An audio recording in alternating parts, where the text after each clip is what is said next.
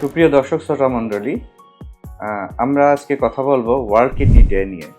2006 সাল থেকেই প্রতি বছর সারা বিশ্বব্যাপী মার্চের দ্বিতীয় বৃহস্পতিবার ওয়ার্ল্ড কিডনি ডে হিসাবে পালিত হয়ে আসছে এবং এটি আমাদের দেশেও পালিত হয়ে আসছে। এবছর ওয়ার্ল্ড কিডনি ডের প্রতিপাদ্য হল kidney health for all, caring for people, protecting the planet. এই ওয়ার্ল্ড কিডনি ডে সারা বিশ্বব্যাপী ইন্টারন্যাশনাল সোসাইটি অফ নেফ্রোলজি এবং international federation of kidney foundations যৌথভাবে পালিত হয় বা তারা এটা অর্গানাইজ করে থাকে।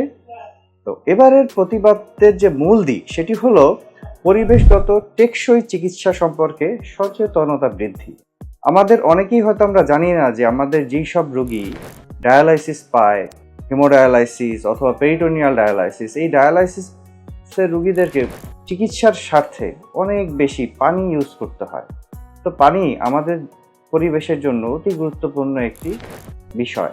তো এই পানির যে অনেক সময় আমরা মনে করি যে পানির ব্যবহার সীমিত করতে হবে, তো এই পানির ব্যবহার সীমিত করে আমরা কিভাবে আরও ভালো করে চিকিৎসা নিতে পারি, বিশেষ করে হিমোডায়ালাইসিসে যে পরিমাণ পানি ব্যবহৃত হয় এর থেকে যদি আমরা পেরিটোনিয়াল ডায়ালাইসিস বা পেটের ডায়ালাইসিসে শিফট হই তাহলে পানির ব্যবহার অনেকখানি কমে আসবে। একইভাবে আমরা চাই যে সেবায় সমতা, অর্থাৎ সকল নাগরিকের জন্য সুন্দর চিকিৎসা, সমান চিকিৎসা।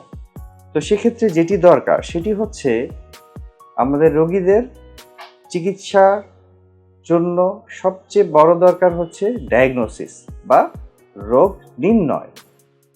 তো যদি আমরা একটি কিডনি রোগ সময় মতো নির্ণয় করতে পারি বা প্রাথমিক অবস্থায় নির্ণয় করতে পারি তাহলে কিন্তু সুন্দর চিকিৎসা আছে, এবং আমরা সুন্দর চিকিৎসা যদি শুরু থেকেই দিতে পারি তাহলে দেখা যাবে যে এই রোগীটা কিন্তু ডায়ালাইসিস পর্যন্ত পৌঁছবে না, বা তার আগে আমরা রোগীটাকে সুন্দর করে চিকিৎসা করে ইনশাল্লাহ ভালো রাখতে পারবো। আরেকটি খুবই গুরুত্বপূর্ণ বিষয়, সেটি আমাদের দেশে খুবই প্রকট।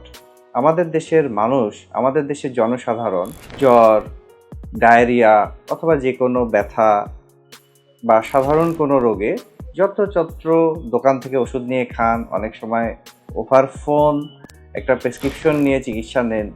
তো এই সব থেকে আমাদেরকে পরিহার করতে হবে। রেজিস্টার্ড চিকিৎসকের পরামর্শ ব্যতীত যত্রতত্র ব্যথার ওষুধ খাওয়া, যত্রতত্র অ্যান্টিবায়োটিক খাওয়া এবং যে কোনো ধরনের চিকিৎসার আওতায় নিজেকে নিয়ে আসা থেকে পরিহার করতে হবে।